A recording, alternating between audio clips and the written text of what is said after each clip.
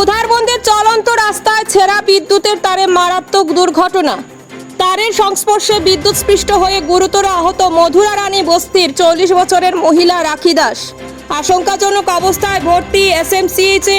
বিদ্যুৎ বিভাগের গাফিলতির অভিযোগে সরব এলাকাবাসী। বিদ্যুতের বকেয়া রক্ষণাবেক্ষণ নাকি মারাত্মক গাফিলতি। উধারবন্দের চলন্ত রাস্তায় আচমকা ছেঁড়া তারের সংস্পর্শে এসে গুরুতর আহত হলেন এক মহিলা। বৃহস্পতিবার দুপুর 2:30টা নাগাদ উধারবন্দ থানার অন্তর্গত মধুরা রানী বস্তি এলাকায় ঘটে এই মর্মান্তিক দুর্ঘটনা।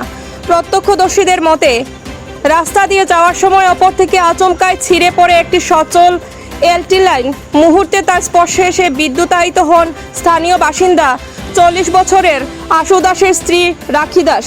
বিদ্যুৎস্পৃষ্ট হয়ে মাটিতে লুটিয়ে পড়লে স্থানীয় বাসিন্দারা দ্রুত তাকে উদ্ধার করে নিয়ে যান উধারবন্দ প্রাথমিক স্বাস্থ্য কেন্দ্রে। তবে শারীরিক অবস্থা অত্যন্ত সংকটজনক হওয়ায় সেখানকার চিকিৎসকরা প্রাথমিক চিকিৎসা দিয়েই তাকে তড়িঘড়ি শিলচর মেডিকেল কলেজ ও হাসপাতালে প্রেরণ করেন। বর্তমানে হাসপাতালে চিকিৎসাধীন রয়েছেন আহত রাখি দাস। তবে এই ঘটনাকে কেন্দ্র করে সমগ্র মধুরা রানী বস্তির এলাকার ক্ষোভ ও চাঞ্চল্য ছড়িয়েছে।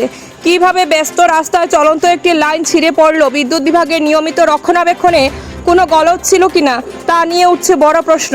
অতি দ্রুত ঘটনার সঠিক তদন্ত এবং গাফিলতিতে জড়িতদের বিরুদ্ধে কড়া ব্যবস্থার দাবি জানিয়েছেন ক্ষুব্ধ এলাকাবাসী।